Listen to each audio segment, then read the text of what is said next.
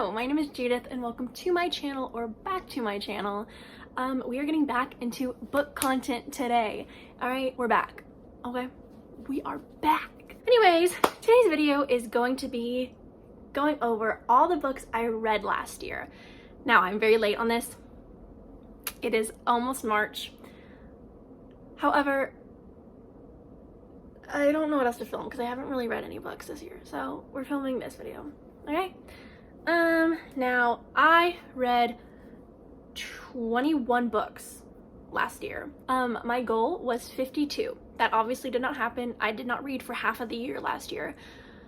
So that sucks, but I won. Okay, I won because 21 books is the most I've ever read in a year. So I win. And I'm also one of those people who will set a goal at the beginning of the year, but at the end of the year I'll change it. So like I set it at 52 in January. In December I changed it to 20, so that way I still won. I still got my challenge. I completed it. So if you look at my Goodreads, that's why it says 20 as the goal, because I changed it. So I would win. Okay? Okay, I am not going to be talking about 3 of the books I read last year because they are all by the same author. And that author is not a good person. Okay? And I'm not gonna promote them on my channel. They write toxic books. They are just trying to cash in on whatever they can, no matter how problematic that may be. And they just don't give a shit. So I don't give a shit about them. And so we're not gonna mention that author or their books on this channel ever again. Okay? Okay. Also, I'm gonna be putting all the books on the screen because I am moving next week. And so these are the only books that are not packed up yet. So yeah, everything else is packed up. So, and I also decluttered a lot of these books because a lot of them were bad. So yeah, let's just get into it. The first book I read last year was The Priory of the Orange Tree by Samantha Shannon. Now this book is a big bitch. This is like 800 pages. The prequel's coming out this month and I'm really excited about it. But it was a big book. It took me 6 months to read it, but I did it. And I gave it 5 stars. I loved this book. It's my second favorite fantasy of all time. I loved it. It was so fun. I love a big chunky book. I'm here for it. The longer I can spend in a world, the better. Okay. I also have terrible memory. So if I did not write a review about a book I read, I will not remember any of it. So just be warned, some of these books I don't remember a single thing. I just remember how I felt reading it and what rating I gave it. Don't know why I gave it that rating, but I stand by it. Gave this 5 stars, loved it. It's a sapphic fantasy. It is very good, very good. I named my hamster after Iad. That's how much I loved it. I named my hamster after a character. So yeah, I love the characters. If I'm looking down, it's because I'm reading my review. I said I love the characters, but I wish I had more time with certain characters like Loth. Loved Loth, wish I got more time with him. I said the book is extremely slow paced at the beginning, which is not something I have a problem with, but my problem is with the ending and how rushed it felt. Yes. So the ending was really good. It was satisfying. It was great. However, it felt so rushed compared to the whole beginning of the book. And I wish I would have had more time at the end to like process shit because it felt like slow, ending done. That's it. So I wish I would have got more time because honestly, I had to reread the last few chapters twice because it went by so fast. My brain didn't absorb it. So I had to like reread it and be like, oh, okay. I really, really, really recommend this book if you're looking for a sapphic fantasy. Next book I read was One Last Stop by Casey McQuiston. Now, I gave this 3 stars. I didn't like it. I didn't hate it, but I wasn't like, oh my god, this is the best book I've ever read. Because I've tried to read Red, White, and Royal Blue several times. I just can't get into Casey McQuiston's writing. I just don't get into it. I don't like it. However, I did listen to this one on audiobook and I was able to get through it. Doesn't mean I want to pick up any other books, but I was able to get through this one. And it was good. If you're looking for a sapphic romance, go for it. I gave it 3 stars, like I said. So with this book, it was not what I was expecting because I don't read descriptions of books before I read them or buy them. So I'm not going to tell you. If you want to know, you can read the synopsis, but I'm not going to tell you because I want you to be just as surprised as I was when I read this. Okay? It spoils it in the synopsis, so if you really want to know, like the turning point, the twist, it's there. However, it's, to me, she's kind of like, so she meets a girl on a train. There's something off about this, okay? So she's like discovering what's going on, and I was like going with her through that discovery because I didn't know what was going on either. So sometimes the description of books say way too much information. The next book I read was Heartstopper Volume 3 by Alice Osman. This is just the third volume of Heartstopper.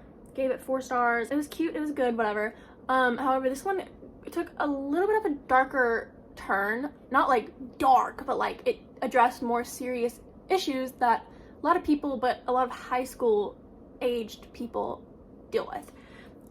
So trigger warning, self-harm and eating disorders. That's important. Don't read it if that was gonna make you uncomfortable. But I did declutter it. I gave all my Heartstopper graphic novels to my little sister because she likes them more than I do, and I don't care enough to continue on with the series, so I just gave them to her. The next book I read was A Shadow in the Ember by Jennifer L. Armentrout. So this is like the first like fantasy romance book I read, and I loved it. I ate that shit up, okay? I really like this one. I give it 5 stars. It is up there with some of my favorite romances because it was sexy, it was fun. Girl boss, like, what's her name? Serafina? Bomb ass name. But Serafina was hot as hell.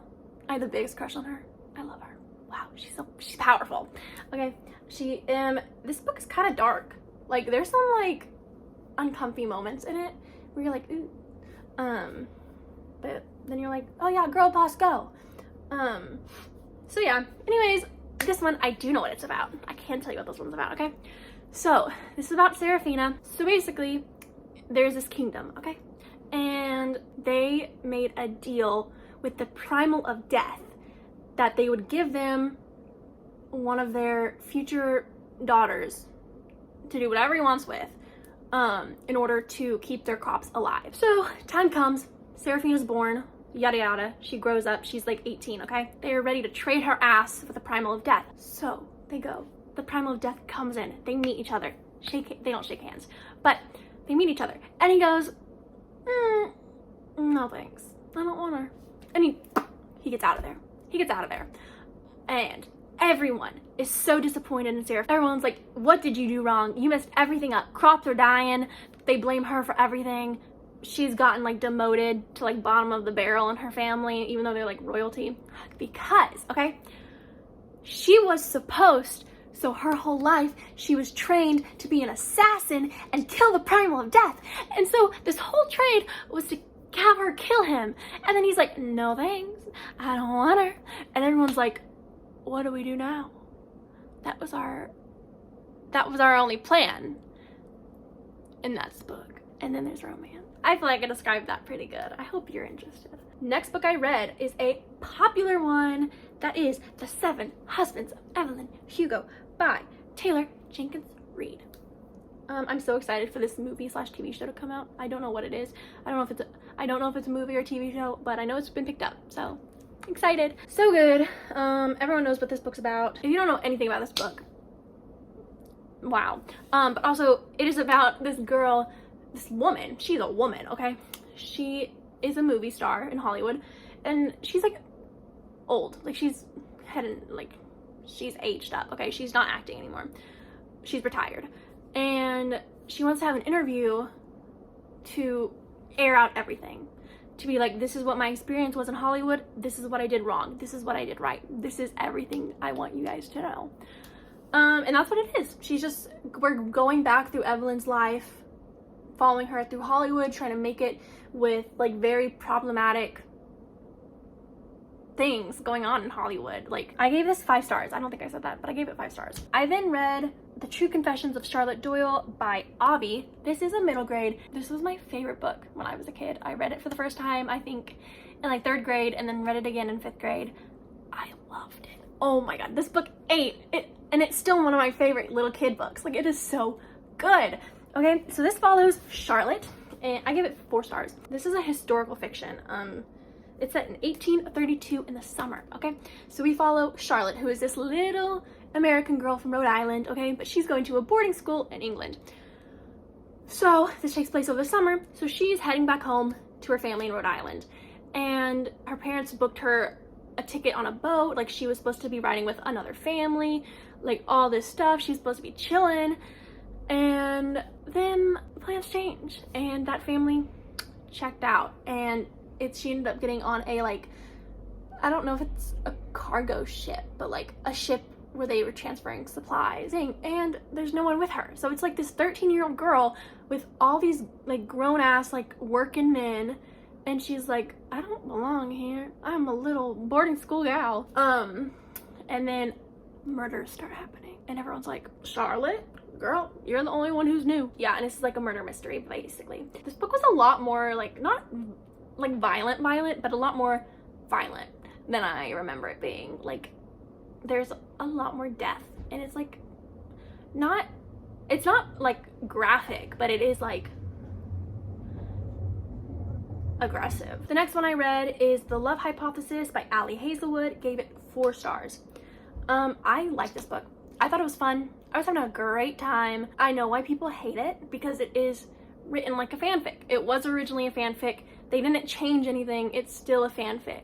Like, well, they changed the names, obviously, but like the writing's the same. The characters are described the same. Like, it is a fanfic, just published. So if you don't want to read a book written like a fanfic, don't read it. You won't like it. But if, like, you can let that go and just have fun, read it. It's fun, whatever. The next book I read was People We Meet on Vacation by Emily Henry.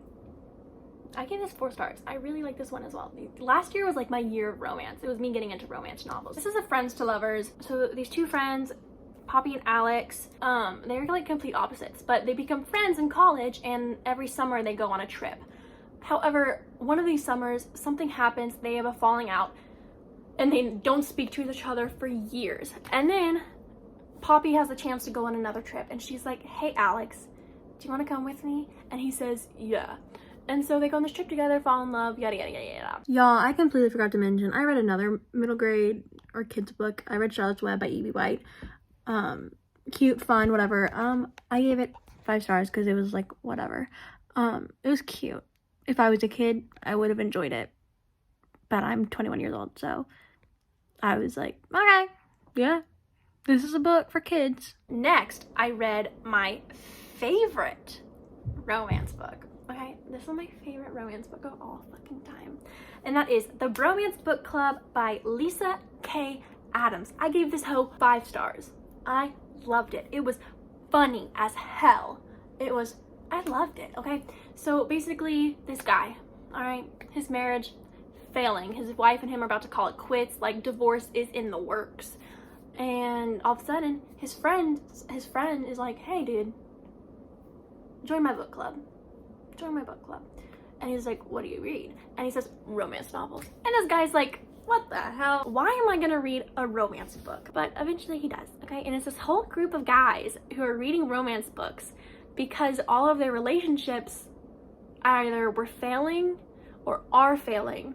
And so they start reading these romance books to learn how their partners want to be treated and how to treat them and love them the way that women want to be loved, because romance books are mostly written by women, you know, and it's written in like what we want. And so they read it and they just start working on the relationship, and it's cute. I really liked the fact that it was like a developed relationship. Like, this couple knew each other, they were married, they had kids. Like, I like that it was a developed relationship, and I think I'm gonna read more romance books like that. The next one I read was a bad one. All right, this is called Happiness by Shuzo Oshimi.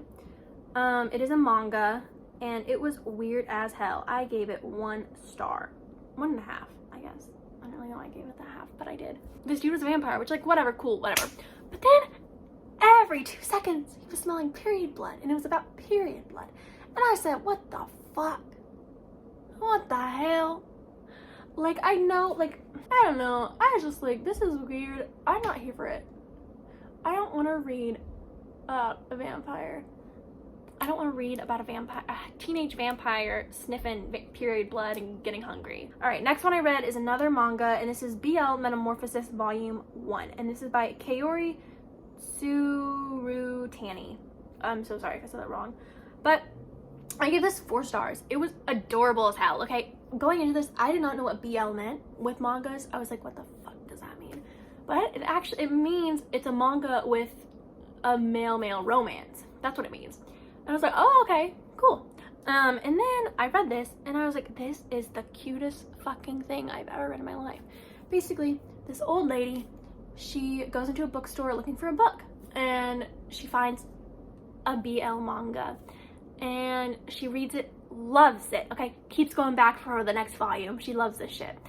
And she becomes friends with the bookseller there. And basically they just form this friendship bonding over manga. And it's so cute and I love it. I have to pick up the second one. I give this 4 stars. Alright, next I read a graphic novel and this is The Girl from the Sea by Molly Knox Ostertag. Gave it 3 stars, 3.5. And I said it was cute but wasn't anything monumental. I enjoyed my time reading it and I loved the art style. The art style was really cool. Cute story, simple writing, and a good one to have on your shelf. That's basically it. Content warning for outing, because that is a sensitive topic for some people. There is a situation where someone is outed. All right, next I have Fragments of Horror by Junji Ito. This is a manga short story collection. This one was a good one. Junji Ito is my favorite horror manga author. Love him, okay? This was a really, really good horror collection. Like, this was a good one. And my favorite short story from Junji Ito has been identified. It was called Gentle Goodbye. Okay, it was not scary. It was not scary at all. Or creepy. It was sad and sweet and it made me cry. I was literally sobbing going through this manga and I was like, I loved it. It was so good. Next I read Finlay Donovan is Killing It by Ellie Cosimono. Gave it 5 stars. This was a good one. I was working at a bookstore last year before I had to leave for health reasons because I got surgery, you know.